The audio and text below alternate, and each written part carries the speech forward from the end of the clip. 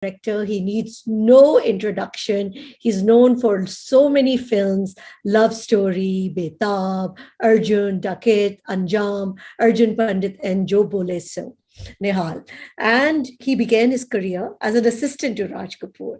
So he definitely has the inside scoop and tells all in his new book, Raj Kapoor, the Master at Work. So, sir, a very, very warm welcome. We're excited to learn about the icon.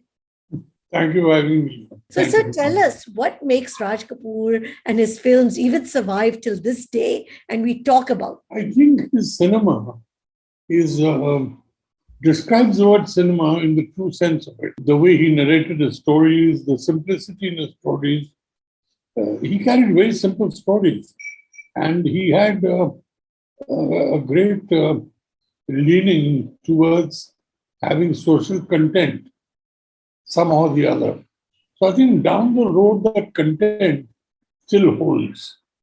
And that's where it really brings in. And his way of telling the story, his sense of visual narration, the visual narrative, I think is the strongest I've ever seen. And we're still learning from it.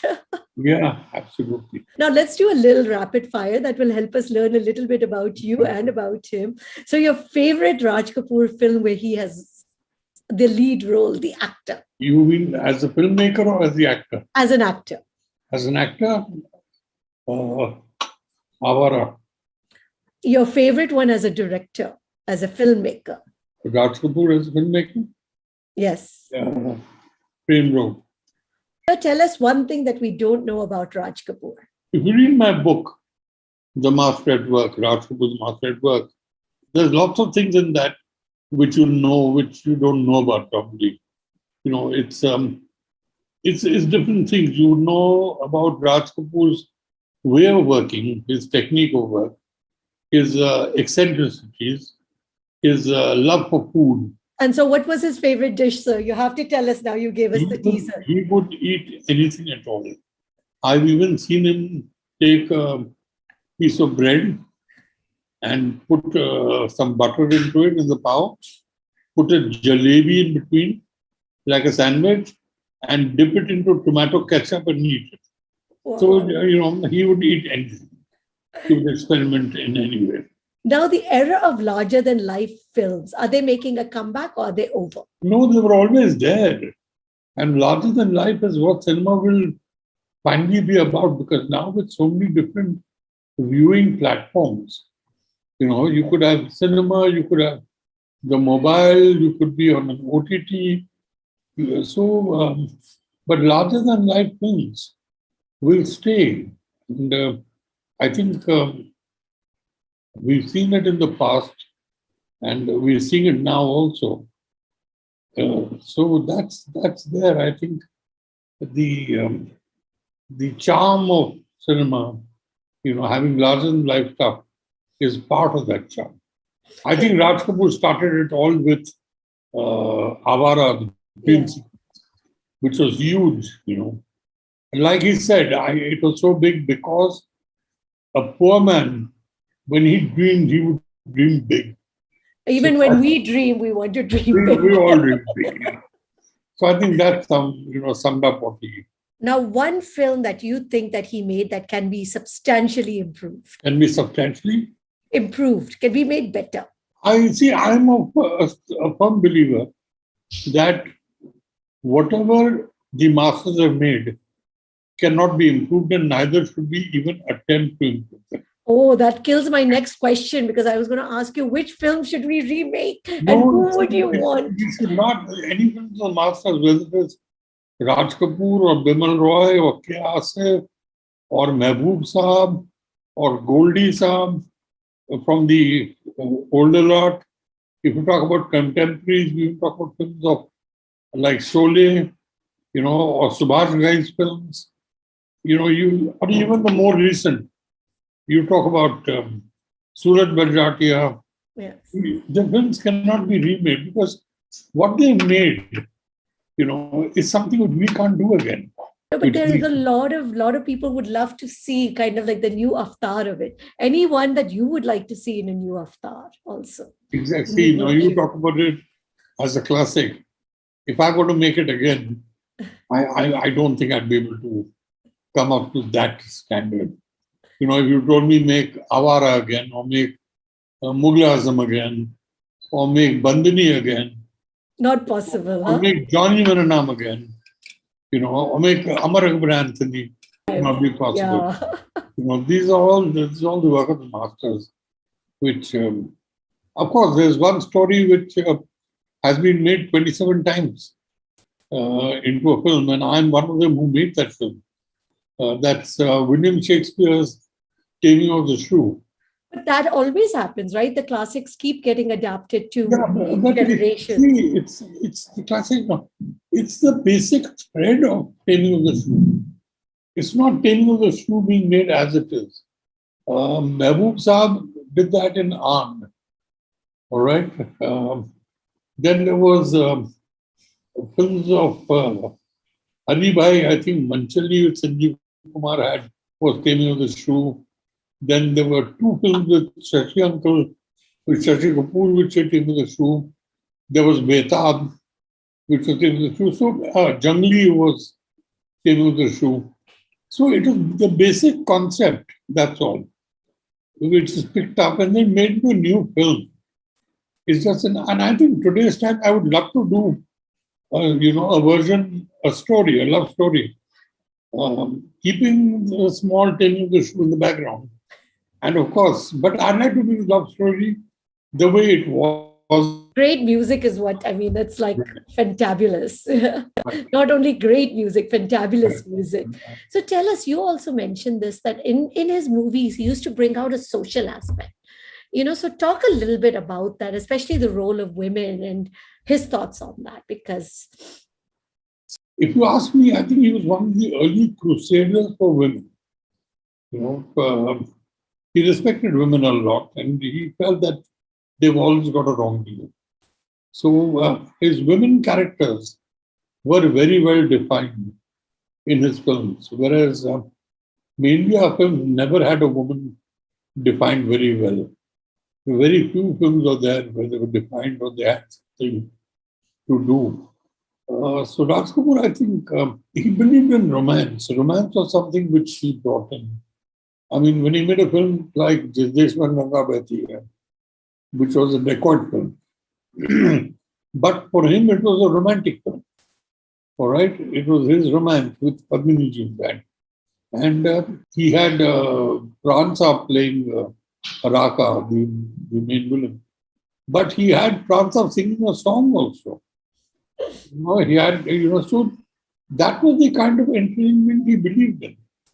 And, he said, why can't Dacait sing a song? And you will see films like Ram Teri Apna, Jisdeshman Ganga Behti Hai, there is no action in it. yes. It's all concentrated on the woman.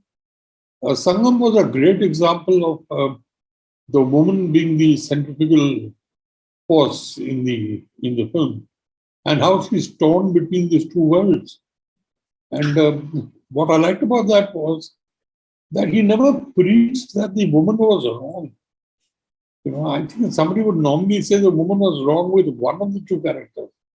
But here you felt for the woman because even though she never loved Raj Kapoor, when he went away to the war and news came that he died, is when she fell in love with Rindran Kumar.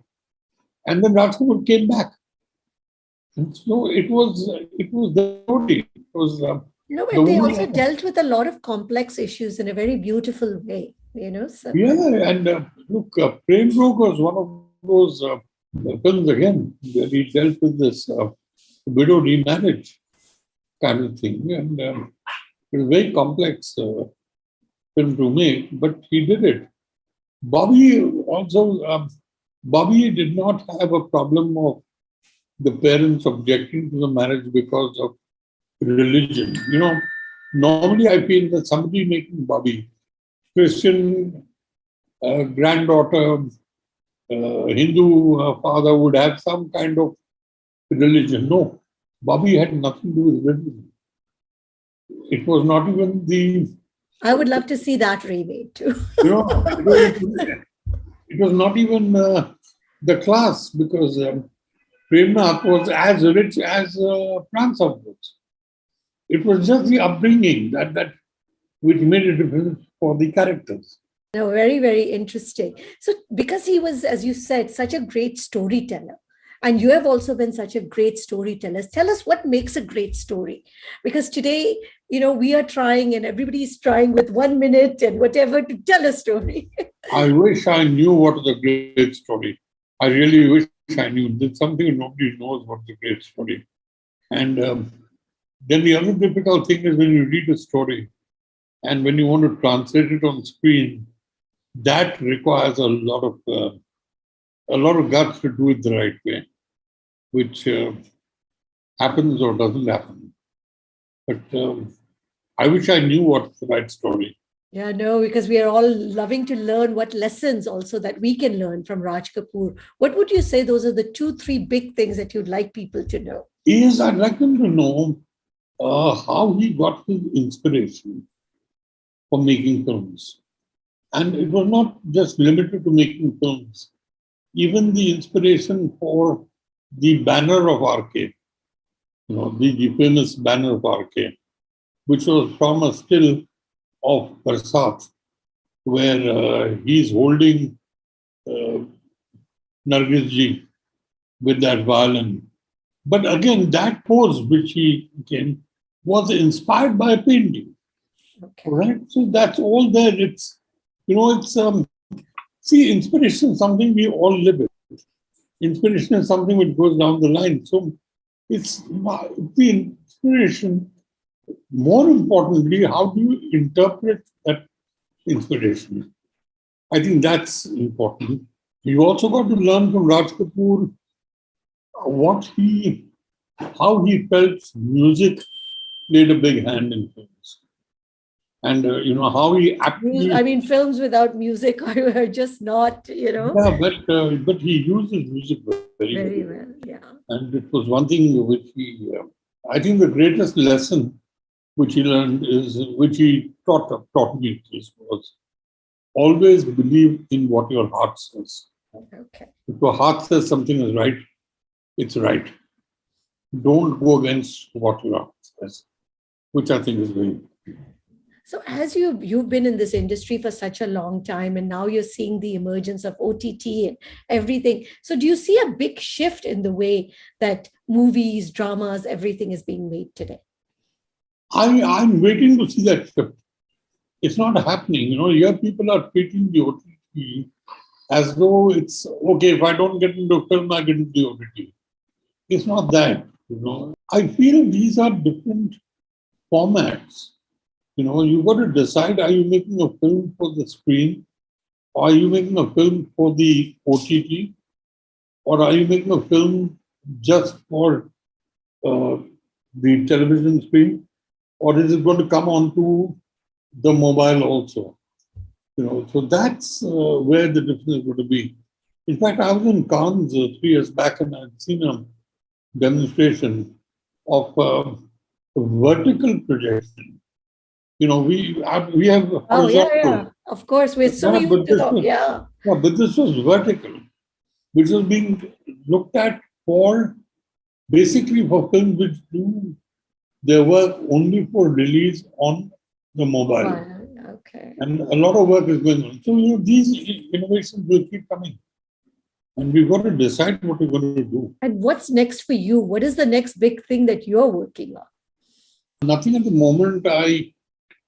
I do want to do a web series. It's something I've not done. I'd love to do a web series. I have 2 different stories in there. They're both women-oriented. One, of course, involves 9 different women. Wow. In 9 different stories. All right. It's like an anthology. Mm-hmm. The other one is one woman, and it's her story. So I'm just looking at that. But what is in my heart right now is a love story, the old formula: a new boy, a new girl, taming of the shrew, parents, a problem between the lovers, may not be parents, could be anything. They meet, they hate each other, they meet, they fall in love, there's the opposition, and in the end, they come together and everything is hunky dory. And like they This I say, think it's a is story that's told time and time again, I, but we never I, get yeah, bored. but nobody's done it Yeah, recently. yeah, we love it. We love it because I we think finally I want to think feel good. I would love to do that kind of thing. And where do you get your inspiration from? From anything, inspiration comes from anything. You could get inspired by walking on the road and seeing something on the road there. It doesn't necessarily have to be from A or B or C. Um, Ratsa, when he did Ram Teri Ganga Mehli, he went to Delhi for a wedding where Ravindra Jain was performing at the wedding, the wedding singer. And he sang a song, Ek Raga, which was there in Ram Teri.